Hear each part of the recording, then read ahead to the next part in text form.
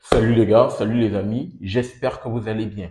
Match amical entre la République démocratique du Congo face à Madagascar et les Léopards de la RDC se sont imposés 3 buts à 1 dans un match qui se sont rendus la tâche facile. En première période, ils ont mené 2 buts à 0 et en deuxième période, ils ont mis le troisième but et après ils se sont relâchés et les Malgaches, les Barrios sont revenus à 3 buts à 1 pour clôturer la partie. Et dans ce match, il faut retenir la très belle performance de la part de son attaquant des Léopards de la RDC, Simon Banza. L'attaquant des Léopards a été extraordinaire sur le fond de l'attaque, auteur d'un doublé. Le deuxième but a été juste extraordinaire parce que le premier but, il faut retenir que c'est un but de renard de surface, mais le deuxième but est juste exceptionnel. On va revenir par rapport à ces buts au courant de cette vidéo. Je tiens toujours à le rappeler et c'est le plus important. Si cette chaîne Super Sub, on va pousser, on va mettre en avant le football africain autour des compétitions africaines de football. Comme vous pouvez le constater sur la chaîne, on parle, il y a pas mal de contenu que j'ai fait autour du football africain. Donc, si cette thématique te passionne, je t'invite à faire ces trois choses. À t'abonner,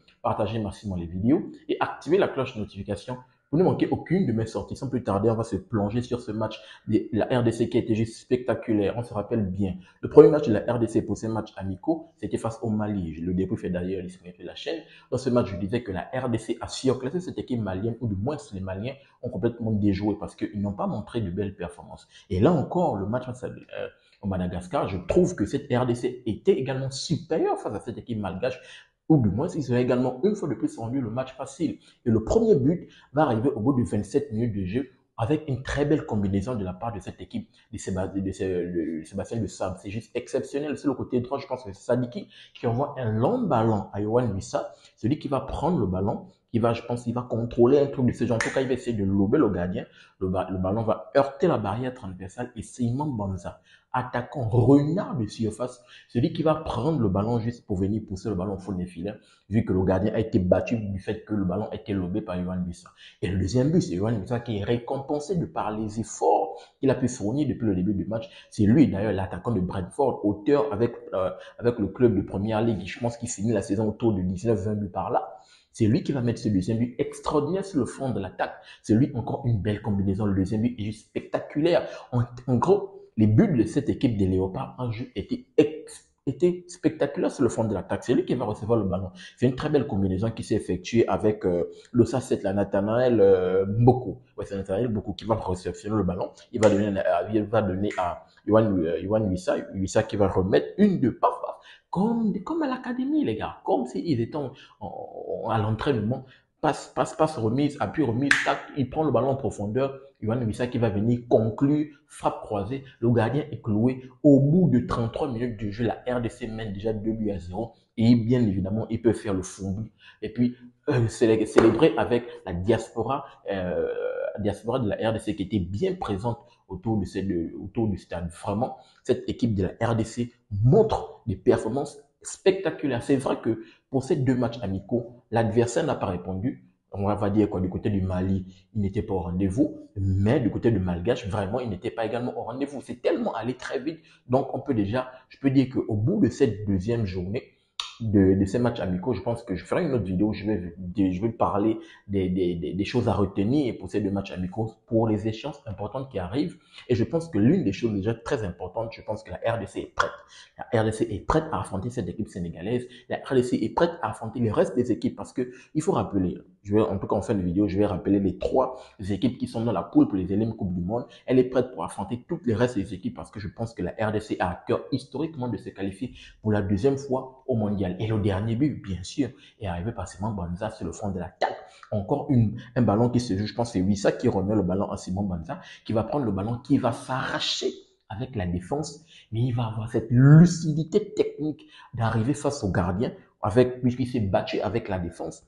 Lucidité technique, lorsqu'il arrive face au gardien, petit dribble intérieur, il tue le gardien et il vient conclure. Ça, c'est un but de numéro 9, ça, c'est un but d'attaquant. Simon Banza sur le fond de l'attaque est juste exceptionnel. Il a été magnifique dans ce match.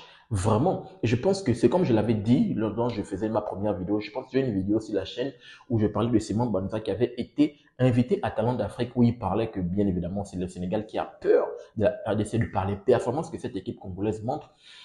J'avais dit dans ma vidéo que actuellement, je pense que Sébastien de Sabre ou bien la RDC vraiment a les problèmes de riches. Le problème de riches se trouve sur le front de l'attaque. Parce que la RDC, je pense que pour un poste de numéro 9, ils ont 4 attaquants qui sont super.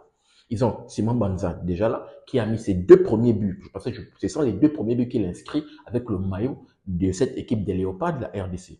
Il y a le dernier qui a marqué la dernière fois là.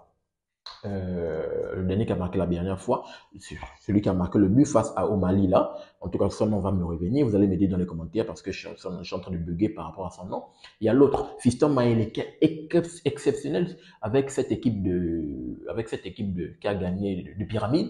Exceptionnel sur le front de l'attaque. Il a été meilleur buteur de cette Ligue des Champions de la CAF avec 9 buts. C'est juste exceptionnel. Et ils ont également Cédric Bakombo. Donc, ma mémoire de jeu de tout. Donc, ils ont 4 joueurs pour imposer le front de l'attaque. Et ces 4 joueurs sont quand même très forts.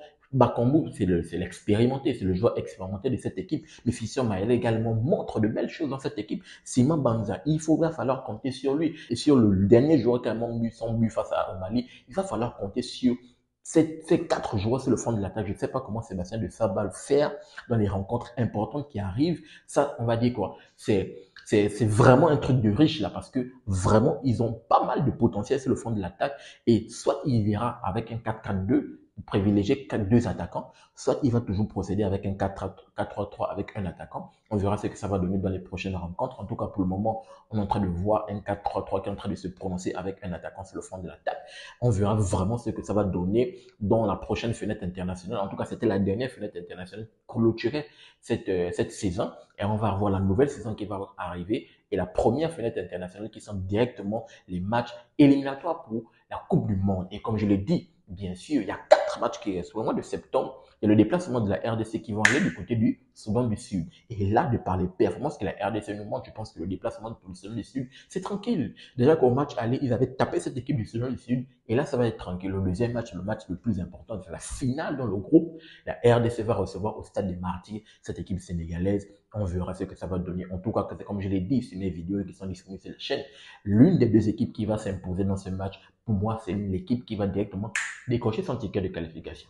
Et les 2 derniers matchs, c'est le déplacement de la RDC du côté du Togo. Et le dernier match, c'est la réception au Stade des Martyrs du Soudan. Je tiens à rappeler que le Soudan, c'est la seule équipe d'ailleurs qui a tapé cette équipe de la RDC dans ces éliminatoires-là. Et comme bien sûr, beaucoup m'ont rappelé, c'était un but voilà, qui était sorti de nulle part. Je pense qu'il parlait d'un CSC, un truc de ce genre. Donc, bien sûr, les 4 matchs sont importants, mais je pense que de par là, vu que j'ai prévu faire une vidéo où je vais revenir par rapport aux leçons à tirer pour ces matchs de préparatoire là, je pense que la RDC, elle est prête. Elle est prête à taper toutes ces petites équipes de Soudan, du Soudan, et puis au Togo, elle est prête. Maintenant, il va falloir être fort face au Sénégal. Et je pense que cette RDC, de par les joueurs qui montrent, vraiment, elle a les armes pour faire mal, je dis bien, pour faire mal à cette équipe sénégalaise. Et c'est comme je l'ai dit, si la RDC ne choque pas, parce qu'ils ont l'avantage sur le plan comptable, ils ont 16 points, ils ont 13 points, le Congo, le Sénégal a 12 points avec le Soudan.